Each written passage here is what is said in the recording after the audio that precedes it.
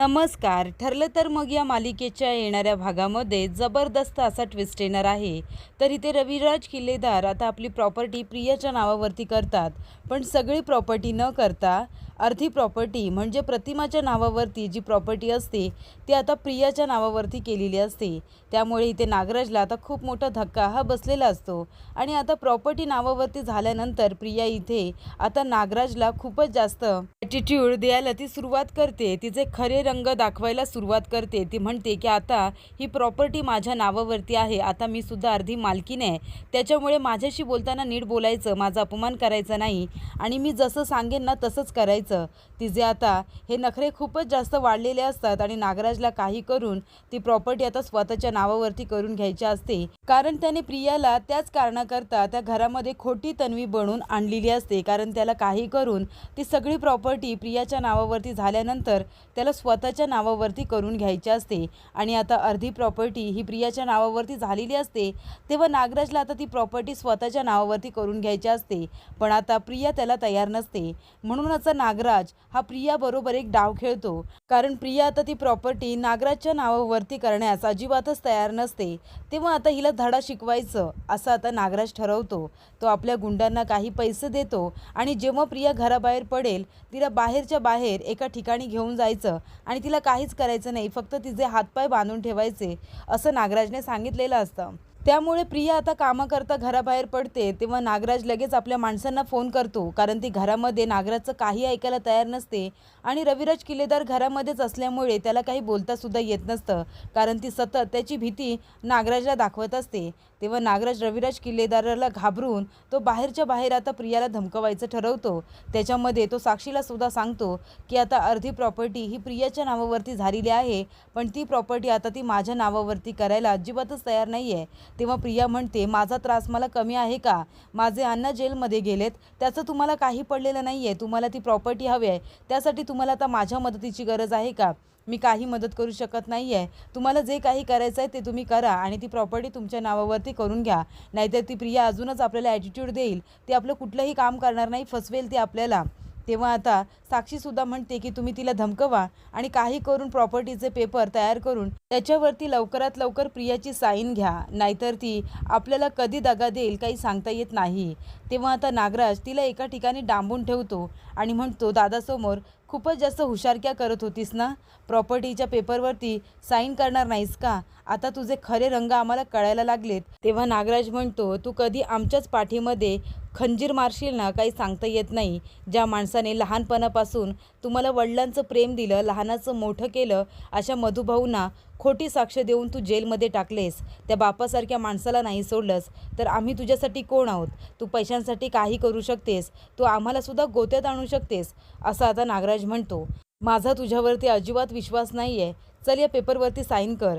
तेव्हा इथे प्रिया म्हणत असते, मी खरंच तुमच्या नावावरती ही प्रॉपर्टी करेन, पण आता कुठे किल्लेदाराने माझ्या नावावरती प्रॉपर्टी केली आहे ना, मग ती जर कळलं त्याला की मी तुमच्या नावावरती केले तर तो मला प्रश्न विचारेल, तर थोडे दिवस जाऊ दे ना. तेव्हा नागराज म्हणतो, दादाला कळेल तेव्हा ना. तुझ्याकडे जे पेपर आहेत ना त्याने दिलेले ते तुझ्याकडेच राहू दे. फक्त ती प्रॉपर्टी तू माझ्या नावावरती केलीस, हे पेपर माझ्याकडे राहतील आणि त्याला सांगायला कोण जाणार आहे असं आता इथे नागराज म्हणतो आणि तिला जबरदस्ती त्याच्यावरती साईन करायला सांगतो. प्रिया काही साईन करायला तयार नसते. नागराज म्हणतो, तू जर याच्यावरती साईन नाही केलीस ना तर तुझी आम्हाला गरज नाही आहे. कारण का आता जे काही करायचं आहे ना ते आम्ही करू. तुझा रोल संपला गं. त्या अर्जुनला आता स्वतःच्या जाळ्यामध्ये नाही तू ओढू शकलीस. आम्ही सांगितलेली कामं तुला एक करता येत नाही. फक्त तन्वी किल्लेदार म्हणून त्या घरामध्ये मिरवतेस. बाकी काय तू आमची मदत करतेस गं? काही मदत करत नाही आहेस तू. आणि तसंही तू जरी नसशील ना तरी तुझ्यानंतरला मग रविराज किल्लेदार ही सगळी प्रॉपर्टी आहे ना माझ्या मुलाच्या नावावरती करेल आणि मी तसं त्याला पटवून देईन. त्याच्यामुळे आता तुझी गरज संपली आहे. आताच्या आता तुला मी मारून टाकलं ना तरीसुद्धा किल्लेदाराला कळणारसुद्धा नाही. कळलं तुला? तुझीसुद्धा बाहेरच्या बाहेर विल्हेवाट लावू असं नागराज म्हणतो. प्रिया आता खूपच जास्त घाबरते आणि त्या प्रॉपर्टीच्या पेपरवरती साईन करायला तयार होते. आणि मग साईन केल्यानंतर आता तिच्या नावाने जी प्रॉपर्टी असते ती आता नागराजच्या नावाने झालेली असते. पण इथे ठरलेली डील प्रिया मोडायला का तयार होते? नागराज सांगूनसुद्धा ती प्रॉपर्टी त्याच्या नावावरती का करत नसते हे आपण आता सविस्तरपणे बघूया. तर इथे नागराजला आता प्रियाला धमकावं का लागतं? ठरलेलं असतं की नागराज तन्वी म्हणून प्रियाला आपल्या घरामध्ये आणणार. नंतरला रविराज किल्लेदार त्याची अर्धी प्रॉपर्टी प्रियाच्या नावाने करेल हे ठरलेलं असतं. पण आता इथे प्रिया म्हणत असते की मी ही प्रॉपर्टी तुमच्या नावाने करणार नाही. नागराजला राग येतो, कारण त्याआधी नागराजचं आणि प्रियाचं भांडण झालेलं असतं. धुळीवंदनच्या दिवशी जेव्हा प्रिया सुभेदारांच्या इथे गेलेली असते तेव्हा अर्जुन आणि सायली दोघंजणं तिचा खूप जास्त अपमान करतात. म्हणजे इतका अपमान करतात की पूर्णाजीचं सुद्धा सायली काही ऐकत नाही आणि ती चांगलंच प्रियाला सुनावते आणि तिला तिथून हकलून देते. ते नागराजला कळतं. तेव्हा नागराज म्हणतो, काय झालं त्या सायलीने की अर्जुनने तुझ्या पाठीमागे लाथ मारून तुला पाठवून दिलंय का? तुझ्या पेखाटात कुणी लाथ घातले ते सांग बरं. अर्जुनने. तेव्हा इथे प्रिया म्हणते, नाही, सायलीने लाथ घातली आहे माझ्या पेखाटामध्ये, त्याच्यामुळे त्या सायलीला मी आता सोडणार नाही आहे. तेव्हा इथे रविराज किल्लेदार म्हणतो, अगं तुझ्याने काही होणार नाही आहे गं, ती एवढीशी सायली ती तुला भारी पडते, कळतंय का तुला?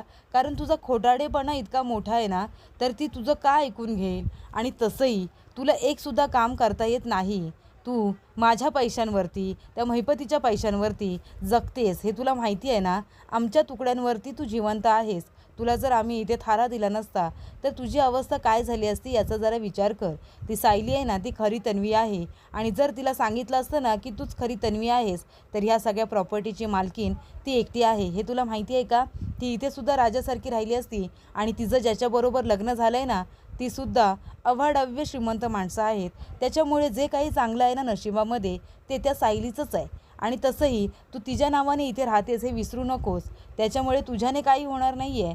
तू तिला कितीही मागे खेचण्याचा प्रयत्न केलास ना, तरीसुद्धा तिचं लग्न अर्जुन सुभेदार याच्याबरोबर झालं आहे. ती ऑलरेडी सुभेदारांची सून आहे आणि अर्जुनसारखा माणूस तिचा नवरा आहे. त्याच्यामुळे तू तिची बरोबरी कधीच करू शकणार नाही आहेस. तुझ्याने काही होणार नाही आहे. आमच्या तुकड्यांवर फक्त तू जिवंत राहणार आहेस. बरं, आम्ही जे सांगतो ना ते सुद्धा तुला करता येत नाही आहे. साधी अजून प्रॉपर्टी तुझ्या नावाने झालेली नाही आहे. तुला अर्जुनला स्वतःच्या प्रेमात पाडायला सांगितलेलं ते तुला जमत नाही आहे. मग काय कामाची काय आहेस तू?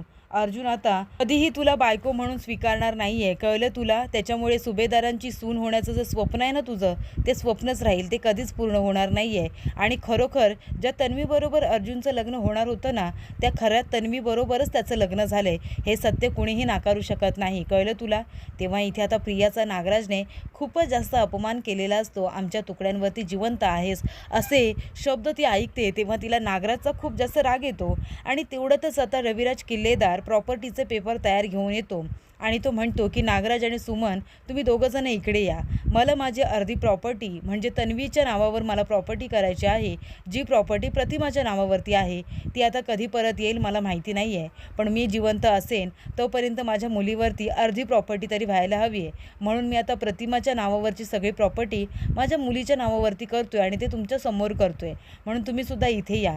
आणि ते पेपर आता प्रियाच्या समोर ठेवतो आणि रविराज किल्लेदार म्हणतो की आता ह्याच्यावरती साईन कर, म्हणजे अर्ध्या प्रॉपर्टीची तू मालकीण होणार आहेस. आणि नागराज ते बघतो, त्याला खूप मोठा धक्का बसतो. त्यानंतर आता प्रॉपर्टी प्रियाच्या नावाने होते आणि ती नागराजला ॲटिट्यूड देते. आपले खरे रंग ती दाखवायला सुरुवात करते. ती म्हणते, बघितलं, तुम्ही मला म्हणाला होतात ना मी काहीच कामाची नाही आहे, आता अर्ध्या प्रॉपर्टीची मी मालकीण आहे, आता काय बोलायचं आहे तुम्हाला? तेव्हा नागराज म्हणतो, ही प्रॉपर्टी आता तुझ्या नावाने झाली आहे ना, ती माझ्या नावाने कर. तेव्हा प्रिया म्हणते, अजिबात नाही, तुम्ही माझा जो काही अपमान केला होता ना तो मी विसरलेली नाही आहे. ही प्रॉपर्टी मी सहजासहजी तरी तुमच्या नावावरती करणार नाही. तेव्हा इथे आता नागराजला खूपच जास्त भीती वाटते की आता ही प्रिया आपल्याला खूप जास्त त्रास देईल आणि ही प्रॉपर्टीसुद्धा देणार नाही. तेव्हा तो काही लोक आपल्या मदतीला घेतो आणि तिला किडनॅप करायला लावतो आणि तिला धमकावून सगळी प्रॉपर्टी स्वतःच्या नावाने करून घेतो. आणि आता तिला धमकीसुद्धा देतो की याबद्दल रविराज किल्लेदार याला काही सांगायचं नाही.